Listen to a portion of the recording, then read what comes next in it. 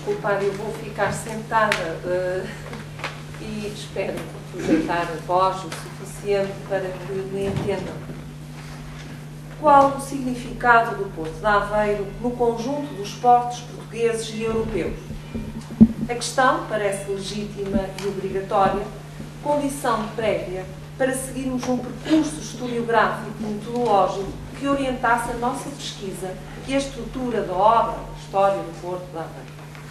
Trata-se de uma história de longa duração, hoje objeto de reflexão, tanto mais que a Europa se interroga no seu mais recente documento, o Livro Verde dos Mares, acerca do papel das novas indústrias do mar e dos seus suportes infraestruturais. Promove debates e suscita interrogações acerca da responsabilidade das administrações portuárias, sejam elas privadas ou públicas, no modo como poderão enfrentar as mudanças, como enfrentar a concorrência e tornar um porto atrativo, sem descurar os aspectos que parecem surgir como novas aportações, a relação entre desenvolvimento, ambiente e eficiência logística. Estas questões são, contudo, intemporais, porque os portos se tornaram testemunhos de uma especificidade de organização e gestão do espaço dinâmicos, pela adaptação ao meio ao longo de séculos, seres vivos, marcados pelo risco, desde a sua fundação. Logo, há que escavar fundo, num processo a que alguns chamaram de arqueologia dos portos, traduzindo a pesquisa exigível das sucessivas camadas e funções que desempenham, desde o movimento comercial à contraditória, porque nem sempre eficaz, implantação de obras articuladas com a natureza dos transportes. As perspectivas alargam-se e, por isso, a história dos portos é mais do que a história das suas instalações físicas e materiais, porque se conjuga com os interesses dos proprietários dos barcos e dos mercadores, dos homens de negócio, com as pressões político-sociais, locais, regionais e ou estatais, que alteram mesmo o jogo da concorrência. Mas o que pode traduzir a especificidade do Porto de Aveiro? Trata-se de uma cidade com porto, diferente de cidades situadas dentro de um porto, como era o caso de Lisboa ou era o do Porto, o que lhe confere um caráter próprio, aspecto fundamental. Um porto agrega, por definição, um núcleo humano, vila ou cidade. Visto da cidade, é, frequentemente, considerado simplesmente como uma porta por onde entram e saem mercadorias, homens e informações. Visto do outro lado, a cidade é como que um abrigo dos marinheiros, comerciantes e autoridades públicas que o supervisionam, refúgio dos barcos, lugar de carga e descarga.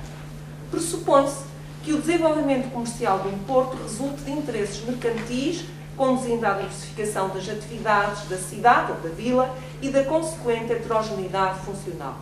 Obedece a uma organização institucionalizada, com jurisdição sobre áreas terrestres e marítimas ou fluviais, dotada de instalações e serviços que permitam o desenvolvimento eficaz das suas funções. Mas o que sucede se o porto se afasta fisicamente da cidade? Adivinha-se uma luta técnica e financeira, com consequências evidentes na reabilitação do contacto entre o núcleo urbano e a desembocadura. Assim aconteceu em Aveiro. Doravante, vinca-se um percurso original no quadro da rede portuária portuguesa e mesmo internacional, porque se trata de um porto que se situa progressivamente para fora da cidade. O quadro geomorfológico explica esse afastamento, de uma maneira o professor Rebelo enunciou. É bem provável que no último quartel do século XIV, inícios de XV, o processo de formação da laguna estivesse já adiantado e diminuído o papel da corrente litoral. A amplitude das marés teria variado ao longo do tempo, pelo facto de frequentemente a ria perder a ligação com o litoral, dado o afastamento da Barra e do rio Volga, por não desaguar diretamente no mar, limitando a sua ação de rompimento da Barra.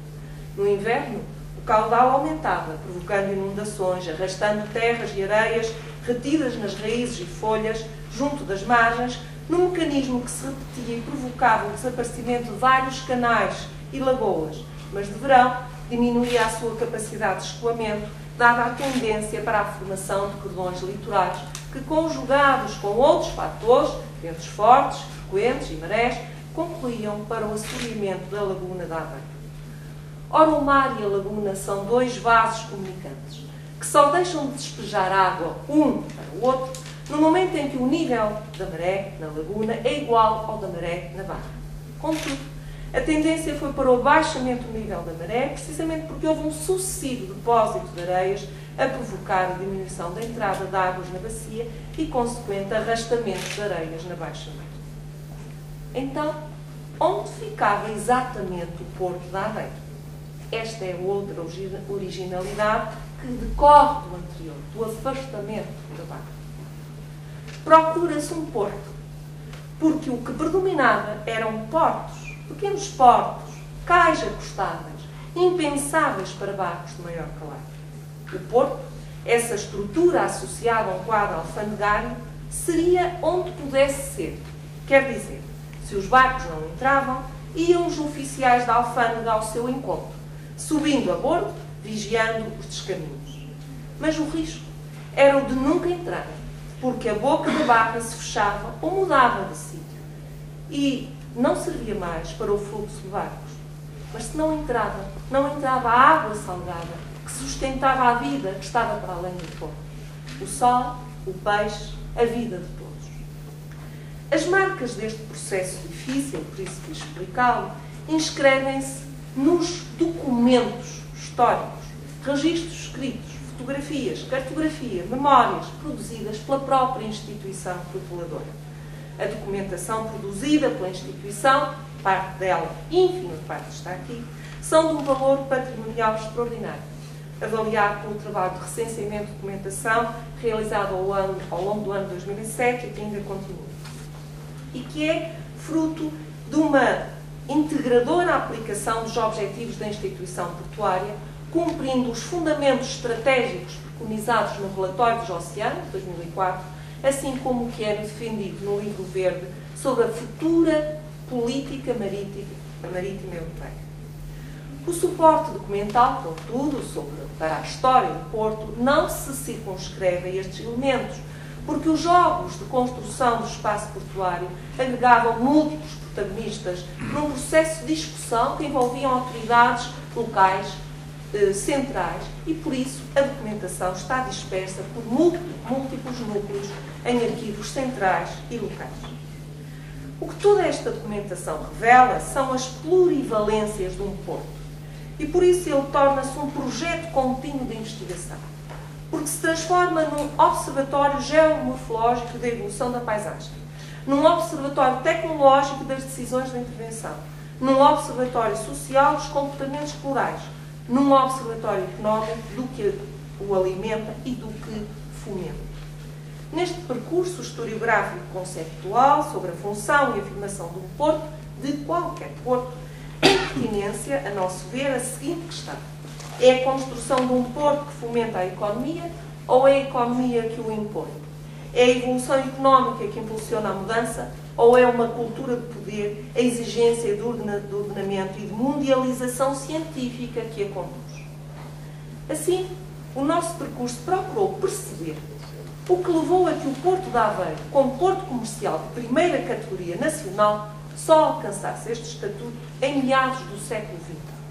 Efetivamente, o parecer emitido em 1956 pelo Conselho Superior de Obras Públicas evidenciava as dinâmicas que interagiram na concretização de um plano de construção de um porto interior, entenda-se, de comércio, indústria e pesca, que remontava a um projeto de 1927 do engenheiro Bonado.